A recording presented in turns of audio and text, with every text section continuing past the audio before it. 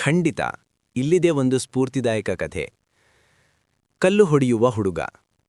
ಒಂದು ಸಣ್ಣ ಹಳ್ಳಿಯಲ್ಲಿ ರಘು ಎಂಬ ಹುಡುಗ ಇದ್ದ. ಅವನು ತುಂಬಾ ಬಡ ಕುಟುಂಬದಿಂದ ಬಂದವನು. ಶಾಲೆಗೆ ಹೋಗುವಾಗ ಚಪ್ಪಲಿಯಿಲ್ಲ, ಪುಸ್ತಕಗಳು ಹಳೆಯವು. ಹಳ್ಳಿಯವರು ಅವನನ್ನು ನೋಡಿದರೆ ಇವನಿಂದ ಏನಾಗೋದು ಎಂದು ನಗುತ್ತಿದ್ದರು. ರಘುವಿನ ತಂದೆ ದಿನಗೂಲಿ ಕೆಲಸಗಾರ. ಒಂದು ದಿನ ತಂದೆ ರಘುವಿಗೆ ಹೇಳಿದರು, ನಮ್ಮ ಪರಿಸ್ಥಿತಿ ಕಷ್ಟ, ಆದರೆ ನಿನ್ನ ಕೈಯಲ್ಲಿದೆ, ಓದು ಮತ್ತು ಪರಿಶ್ರಮ.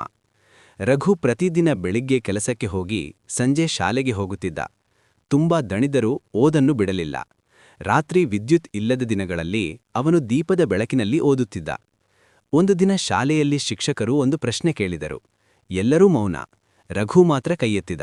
ಸರಿಯಾದ ಉತ್ತರ ಹೇಳಿದ. ಶಿಕ್ಷಕರು ಆಶ್ಚರ್ಯಪಟ್ಟರು. ಆ ದಿನದಿಂದ ಶಿಕ್ಷಕರು ಅವನಿಗೆ ವಿಶೇಷ ಗಮನ ಕೊಟ್ಟರು. ಹಳ್ಳಿಯವರು ಇನ್ನೂ ನಗುತ್ತಿದ್ದರು.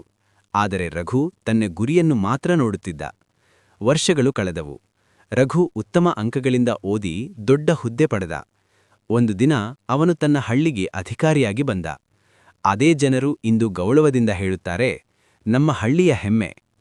ರಘು ನಗುತ್ತಾ ಹೇಳಿದ, ನನ್ನ ಮೇಲೆ ನಗಿದವರು ನನ್ನ ಶಕ್ತಿಯಾಗಿದ್ದರು.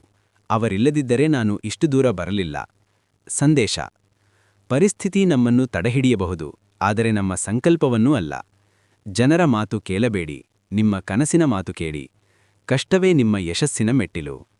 ನಿಮಗೆ ಬೇಕಿದ್ದರೆ